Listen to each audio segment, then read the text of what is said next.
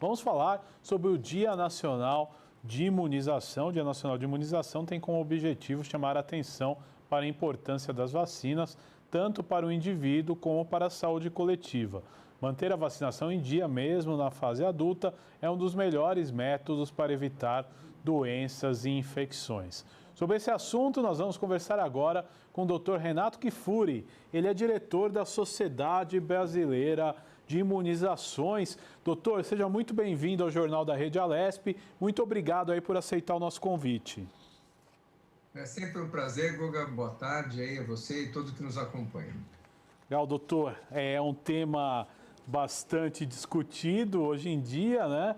E com a vacina, né, com a imunização da Covid, se tornou até objeto do desejo de todos nós, né, estar vacinados. Mas eu gostaria que o senhor falasse um pouquinho, porque não é a realidade em relação a outras vacinas, como a vacina da gripe, que às vezes a campanha ela não alavanca com muita rapidez. Então eu gostaria que o senhor começasse falando da importância da imunização num momento como esse que nós vivemos.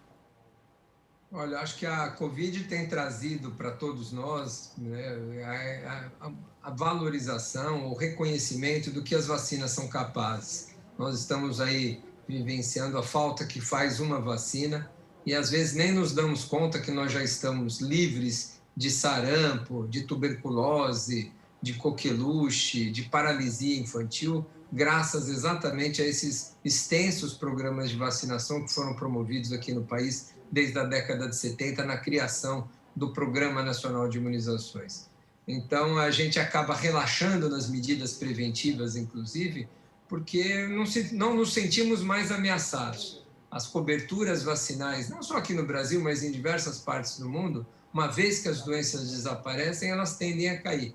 Por mais paradoxal que possa ser, o próprio sucesso que as vacinas fazem faz com que as pessoas não se preocupem mais, não se sintam mais ameaçadas e, com isso, a procura, o incentivo à vacinação cai. Mas é importante nós fizermos isso, viu, Guga? Porque se nós relaxarmos, se não vacinarmos, o risco dessas doenças voltarem é real. O sarampo está aí, retornou em 2018 para nos mostrar isso. Agora, doutor, importantíssimo esse alerta, né? Agora eu gostaria de uma explicação, até para a gente poder elucidar de forma didática para o nosso telespectador. Vamos pegar como exemplo a vacina da Covid, mas a vacina da gripe também tem esse fator que você toma a vacina, você não está imunizado na hora que você toma. Demora um tempo de resposta imunológica, né? Gostaria que o senhor explicasse esse processo, até para o telespectador entender, porque às vezes é como o senhor falou, a pessoa, principalmente no caso da Covid, que nós temos que tomar todos esses cuidados, né? Uso de máscara, distanciamento e também álcool gel, a pessoa às vezes não entende, toma vacina e acha que já está imunizado e o processo não é assim, o que tem culminado em muita gente no hospital com a Covid-19 mesmo vacinado, né, doutor? Isso é verdade. Na Covid ainda, Guga, nós temos um outro fator que é uma vacinação em 2 doses, né? Nós não temos uma única dose. Nós estamos acostumados aqui culturalmente a fazer campanhas como a de gripe, de febre amarela, do sarampo, uma vacina em 1 dose. Então o indivíduo comparece à unidade de saúde, toma a vacina e acabou. Com a Covid não, ele vai precisar voltar mais uma vez. Isso não é um reforço. O esquema se completa, a proteção só se dá se ele tiver 2 doses. Então, para aqueles que tomaram a primeira dose e não voltaram, fica aqui um recado, uma chamada. Nós temos muita gente que não compareceu. Esse abandono está muito grande. E mesmo depois da primeira ou da segunda dose, o organismo nosso precisa de um tempo para que esse estímulo da vacina leve a uma produção robusta de anticorpos, né? De uma defesa das nossas células, daquela imunidade natural. Tudo isso leva um tempo para essa imunidade ser construída. E nesse momento que a gente está vivenciando tantos casos, o Brasil registra ainda 50, 60 mil casos por dia. Isso significa muita gente se infectando, muitos vírus circulando. Então, falhas vacinais sempre ocorrem, com qualquer vacina. Nenhuma vacina é 100% eficaz. Mas, sei lá, vai proteger 90%, 95% das vezes.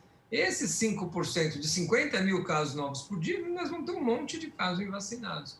Por isso que é importante continuar se cuidando, tendo distanciamento, usando máscara porque você, mesmo vacinado, pode existir uma falha vacinal, e com tanto caso ocorrendo, o risco seu aumenta. E mais do que isso, né? As vacinas não previnem transmissão. Então, você mesmo vacinado, você pode transmitir para outra pessoa.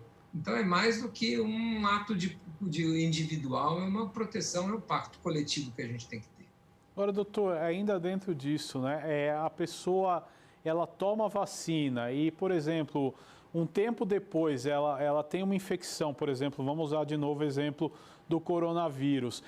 Os anticorpos da vacina, eles vão agir um pouco nessa infecção, parcialmente ou não? Como é que funciona isso? Exatamente, você tocou num ponto muito importante que eu esqueci de comentar. Aqueles indivíduos que acabam adquirindo a doença mesmo vacinados, a tendência é ter uma doença muito mais leve. Essa proteção gerada pela vacina atenua a doença. Então, quando você tem um sarampo e tomou vacina, a vacina falhou, esse sarampo vem leve. Quando você tem uma catapora, essa catapora, você tomou a vacina e ainda teve a catapora, essa catapora vem muito mais leve. Com a gripe é a mesma coisa e com a Covid não é diferente. Então, a chance de você adoecer é muito pequena. E, eventualmente, quando isso acontece, o risco de você ter uma doença mais grave é muito menor, porque essa vacinação já lhe conferiu algum grau de proteção. Às vezes, não o suficiente para evitar que você adoeça, mas certamente para evitar que você agrave. Agora, doutor, outro fator importante o senhor explicou, né? A vacina de 2 doses, no caso da Covid, o senhor explicou que é um esquema vacinal. É a mesma coisa quando se fala, por exemplo, de vacinas da meningite, por exemplo, que tem um reforço. No caso da Covid-19, é chamado o reforço, o termo técnico, ou é diferente? O reforço é diferente das 2 doses do coronavírus? É diferente, tecnicamente é diferente. Quando você tem uma vacina, por exemplo, do tétano, que você tomou lá suas 3 doses, você precisa fazer um reforço a cada 10 anos, porque a proteção induzida por aquele esquema inicial, ele se perde com o tempo. Então, passa 10 anos, você precisa de um reforço. A meningite passa 5 anos, você precisa de um reforço. Aqui não, nós não estamos falando de dose de reforço, você já ficou protegido e perdeu a proteção com o passar do tempo. Aqui é o esquema completo, esquema inicial, esquema básico de proteção é de 2 doses. Uma dose não vai entregar aquela proteção prometida pelos estudos. Então, é muito importante completar o esquema. É um esquema de 2 doses, não uma dose mais um reforço. É um esquema de 2 doses. Parece bobagem, mas muita gente entende que já está protegido com a primeira dose e o reforço parece algo dispensável, quando na verdade não é. É crucial para a proteção. Importante, doutor. Inclusive, né, conforme aí o senhor, que é um estudioso na área, como é que você vê esse cenário da Covid-19? Será que nós vamos, como a gripe, ter que tomar vacina todos os anos? Como é que você vê a pessoa que toma as 2 doses de vacina? Eu sei que depende de muitos estudos ainda, sem dúvida nenhuma, mas ela tem essa imunidade por 1 ano, por menos tempo? O que a ciência já disse em relação a isso? Nós temos ainda muito pouco tempo de vacinação, né? Nós temos os primeiros indivíduos fora dos estudos vacinados em termos populacionais desde dezembro, janeiro praticamente. Esses indivíduos vacinados há 6 meses, eles continuam protegidos. Nós vamos precisar acompanhar por mais tempo para saber qual é a duração conferida por essas vacinas. E mais do que isso, pelas diferentes vacinas. Eventualmente, uma vacina pode durar mais tempo do que outra.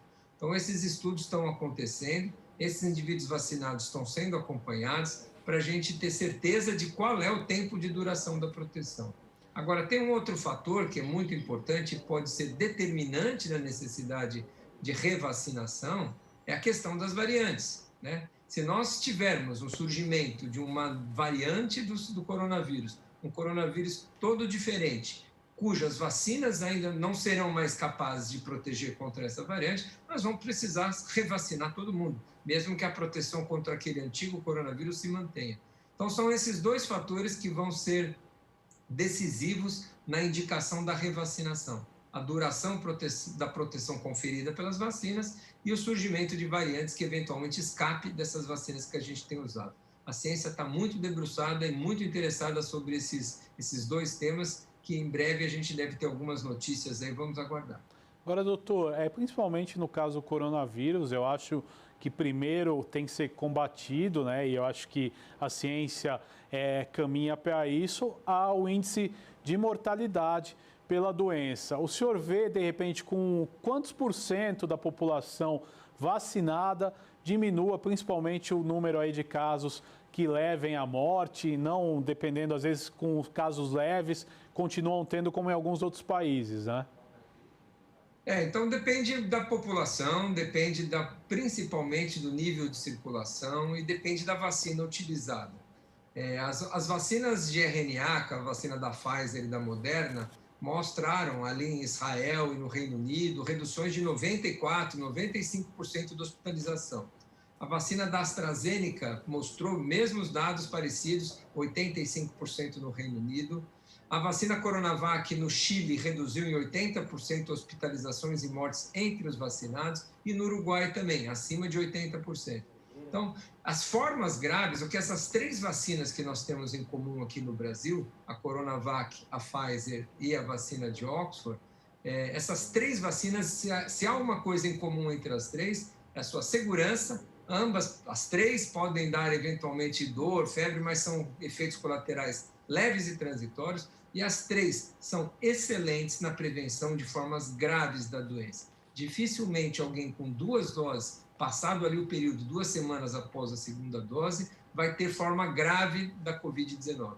Isso pode acontecer, como eu disse, falha vacinal vai ser esporádico, mas o número de mortes, o número de hospitalizações prevenidas é infinitamente superior a eventualmente uma ou outra falha vacinal que possa acontecer. Doutor Renato Kfouri, quero agradecer a sua participação no Jornal da Rede Alesp de hoje. Muito obrigado, viu, doutor? Eu que agradeço, Guga, é sempre um prazer falar com vocês. Um grande abraço a você e a sua equipe. Este foi o doutor Renato Kfouri, que é presidente da Sociedade Brasileira de Imunização.